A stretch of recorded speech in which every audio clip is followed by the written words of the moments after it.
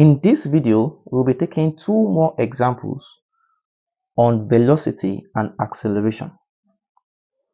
Now, the first question, it says the angular displacement theta in radians, theta radians of a flywheel varies with time t seconds and follows the equation theta is equals to 9t squared minus 2t cubed.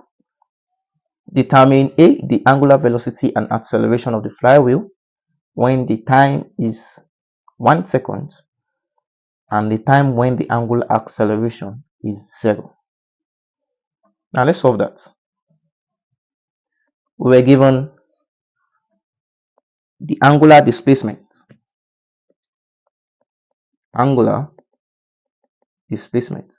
Now we know that the difference between displacement and distance is that one is a vector quantity, which is displacement, and distance is a scalar quantity. So the angular displacement is 9t squared minus t 2t cubed, the unit being in radian.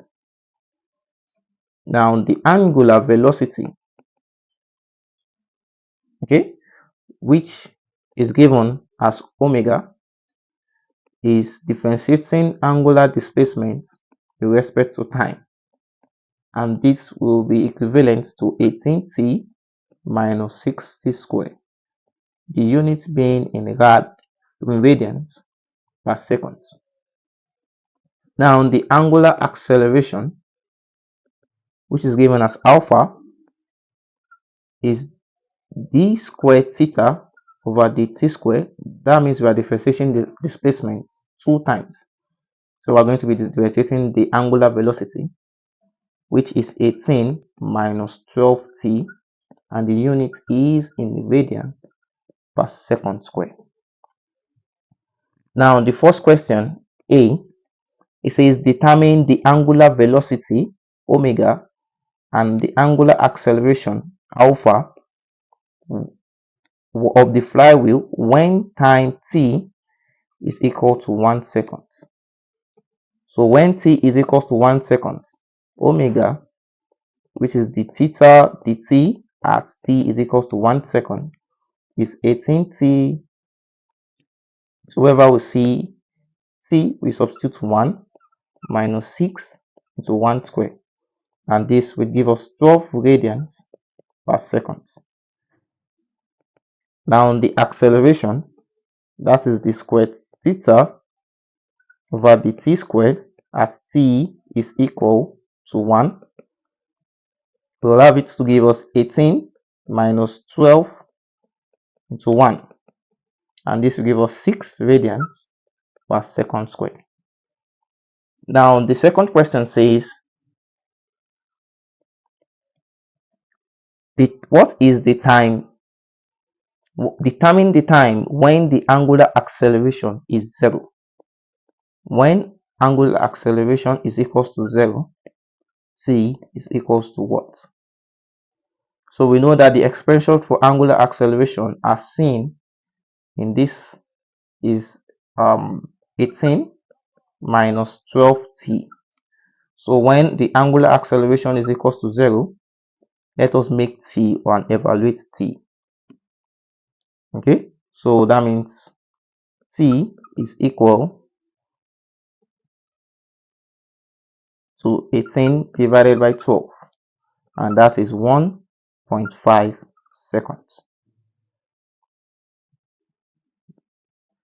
Let's go to the second question. It says the distance x meters traveled by a vehicle in time t seconds after the brake is applied is given by this expression. Determine A, the speed of the vehicle in kilometer per second, kilometer per hour,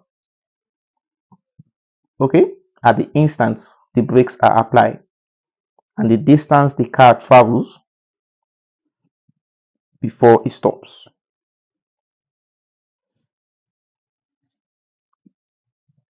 That's question 2. We are given that the distance in meters Okay,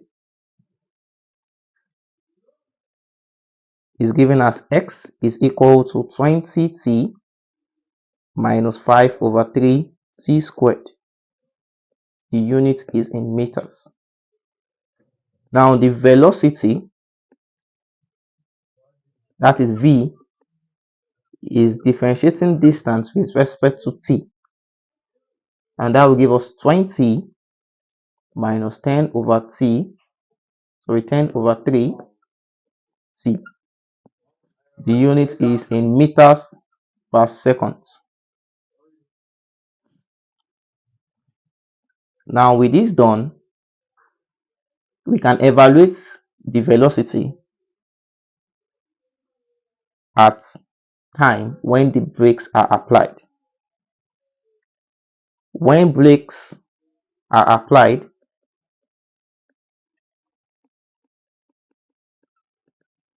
time t is equal to 0. Therefore, our v at t is equals to 0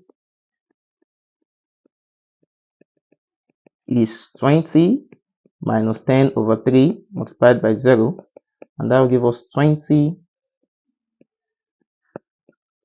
meters per second. Now the question says we should determine the speed of the vehicle in kilometers per hour. Okay, now we have to convert 20 meters per second to kilometers per hour, and if you perform it well, the conversion well, will arrive at 72 kilometers per hour, because we understand that 1000 meters is equivalent to 1 kilometers, and 3600 seconds is equivalent to 1 hour.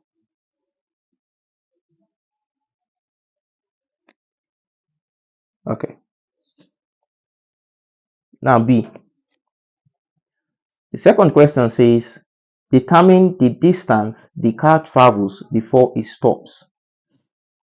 Now when the car finally stops,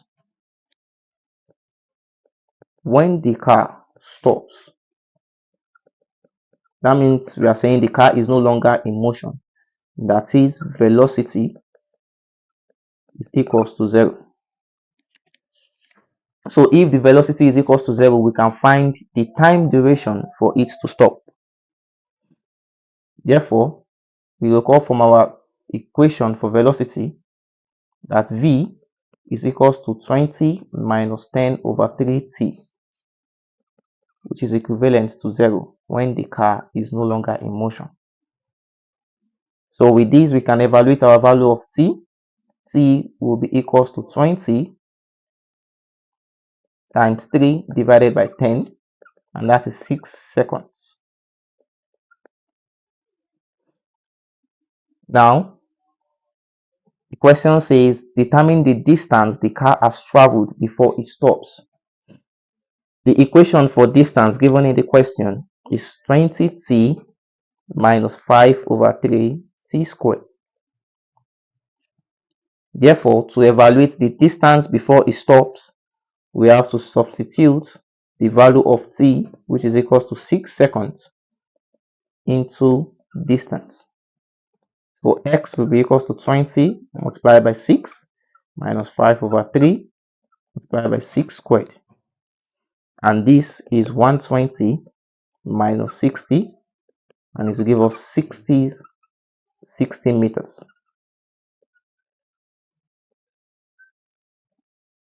So with these 4 examples, 2 in this video and 2 in the previous video, we have been able to establish the fact that when we differentiate distance, we get velocity, and when we further differentiate velocity, we would get acceleration.